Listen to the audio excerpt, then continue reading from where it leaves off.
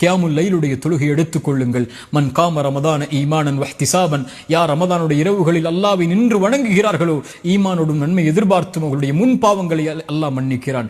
அலைக்கும் பி கியாமுல் லைல், கியாமுல் லைலுடைய தொழுகை எடுத்துக் கொள்ளுங்கள். அது முன்னோர்களுடைய வழிமுறை. அல்லாஹ்விடத்தில் உங்களை சுத்தப்படுத்தும், உங்களுடைய ஈமானை உயர்த்தும், உங்களுடைய பாவங்களை அழிக்கும், உங்களுடைய உள்ளத்தை தூய்மைப்படுத்தும் என்று அல்லாஹ்வுடைய தூதர் ஸல்லல்லாஹு அலைஹி வஸல்லம் சொன்னார்கள்.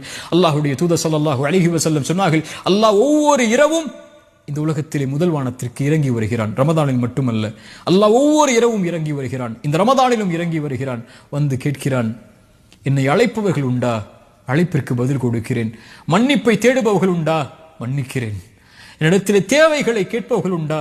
யா அல்லாஹ், இந்த மூன்றுக்கும் நாங்கள் உரித்தானவர்கள். அல்லாஹ் சொல்லுகிறான், நான் மன்னிக்கிறேன், அந்த அழைப்பை ஏற்றுக்கொள்கிறேன், அவர்கள் என்னை அழைக்கட்டும் என்று அல்லாஹ் ஒவ்வொரு இரவும் முதல் வானத்திற்கு வந்து கேட்பதாக அல்லாஹ்வுடைய தூதர் ஸல்லல்லாஹு அலைஹி வஸல்லம் சொன்னார்கள். ரமதானுடைய இரவுகளுக்கு உயிர் கொடுங்கள். கியாமுல் லைலுடைய தொழுகையை கொண்டு நம்முடைய முன் பாவங்களை அல்லாஹ் மன்னிக்க வைப்பான். ரசூலுல்லாஹி ஸல்லல்லாஹு அலைஹி வஸல்லம் கால்கள் வீங்கும் அளவுக்கு ரமதானுடைய மாதத்திலும் ரமதான் அல்லாத மாதங்களிலும் அல்லாஹ்வை வணங்குவார்கள். ஆயிஷா அவர்கள் கேட்பார்கள் ரலியல்லாஹு அன்ஹா, முன்பின் பாவங்கள் மன்னிக்கப்பட்ட நபியே, நீங்கள் ஏன் அஃபல அகூனு அபதன் ஷகூரா, ஆயிஷா, அல்லாஹ்விற்கு நன்றி உள்ள அடியானாக நான் ஆக வேண்டாமா?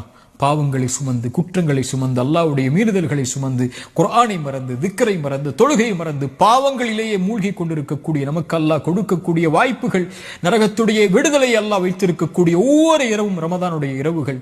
உயிர் கொடுங்கள் அதற்கு.